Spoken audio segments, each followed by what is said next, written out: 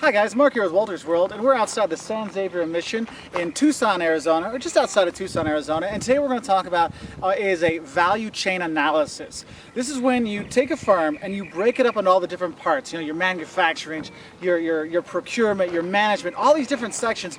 You break up all the activities that your company does, and you realize that each activity you do can add or take away value from your company. Now, this is a very good analytical tool in terms of finding a place where you can find some competitive advantage or find areas where you can improve, because you think, oh, we're perfect just the way we are. No, you can always find different places to improve, and that's what you do a value chain analysis for.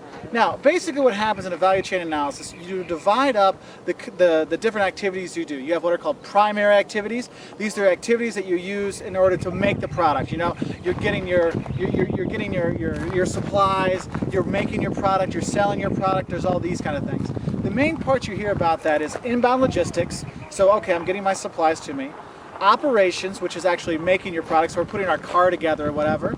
You have outbound logistics, you know, delivery of your products, you know, like Domino's, that's what they did. Their outbound logistics, they became famous, they got really good at that. The pizza wasn't very good, but they get it to you 30 minutes and less, so they use that as their thing there.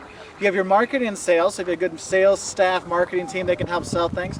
And then you have your service or aftercare service, these kind of things. All these kind of go into actually buying and selling the products, making the products that people identify with. Because when you go buy a car, you think of the manufacturers in Detroit and the car salesmen in Jacksonville, Illinois.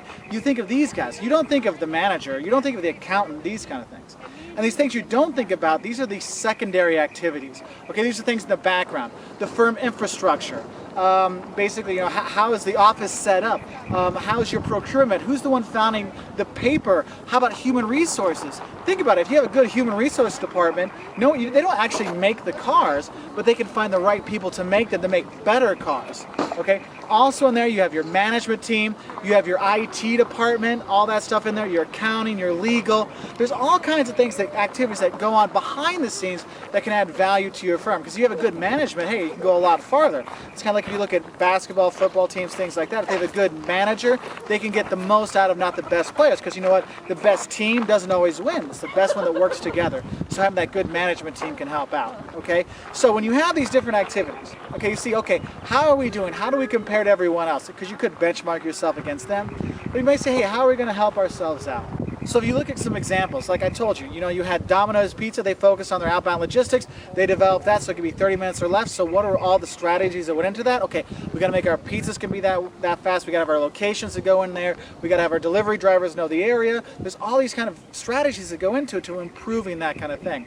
If you look at Nordstrom, their whole thing is their marketing and sales and service, okay? So whatever you have any problems, they're always going to help you out, they're always going to make everything better, and that helps out. They add value there, so you want to pay more for it. Okay, and you see these things. Each one of these little things can add value and make customers want to pay more for it because they put more value into it. So I hope that gives you a rough idea of what a value chain analysis is and how you can use it to improve your company. If you have any questions about it, please leave a comment below. I love answering them.